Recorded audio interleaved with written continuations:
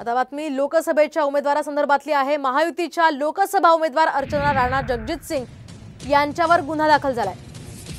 जिल्हाधिकारी कार्यालयासमोरच विनापरवाना सभा घेतल्याप्रकरणी आचारसंहिता भंगाचा त्यांच्यावर गुन्हा दाखल करण्यात आलाय। दरम्यान अर्चना पाटील यांच्यासह इतर दोघांविरुद्ध सुद्धा गुन्हा दाखल झालाय। लोकसभा उमेदवारी अर्ज भरताना शक्ती प्रदर्शन करत जिल्हाधिकारी कार्यालयासमोर त्यांनी ही सभा घेतलेली होती आणि याच पार्श्वभूमीवर हा गुन्हा दाखल करण्यात आलेला आहे।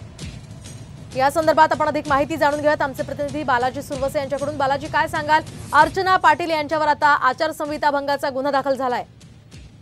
नक्कीच आपण पाहतोय की धाराशिवमध्ये महायुतीच्या लोकसभेच्या ज्या उमेदवार आहेत अर्चना राणा जगजित सिंह पाटील यांच्यावर आता आनंदनगर पोलीस ठाण्यामध्ये गुन्हा दाखल करण्यात आलेला आहे। जर आपण पाहिलं तर जिल्हाधिकारी कार्यालयासमोर लोकसभा उमेदवारी अर्ज दाखल करताना एक सभा घेण्यात आली होती आणि ही सभा घेताना कुठलीही परवानगी घेण्यात आलेली नव्हती। त्या प्रकरणी आता आचारसंहिता भंगाचा हा गुन्हा दाखल करण्यात आलेला आहे। जर आपण पाहिलं तर अर्चना पाटील यांच्यासह इतर दोघांविरोधात हा गुन्हा दाखल करण्यात आलेला आहे आणि ही जी सभा आहे ती उपमुख्यमंत्री अजित पवार यांच्या उपस्थितीमध्ये धाराशिवच्या जिल्हाधिकारी कार्यालयासमोर झाली होती। त्या दिवशी जोरदार शक्ती प्रदर्शन देखील महायुतीच्या वतीने करण्यात आलेलं होतं। यासाठी महायुतीचे नेते देखील उपस्थित होते।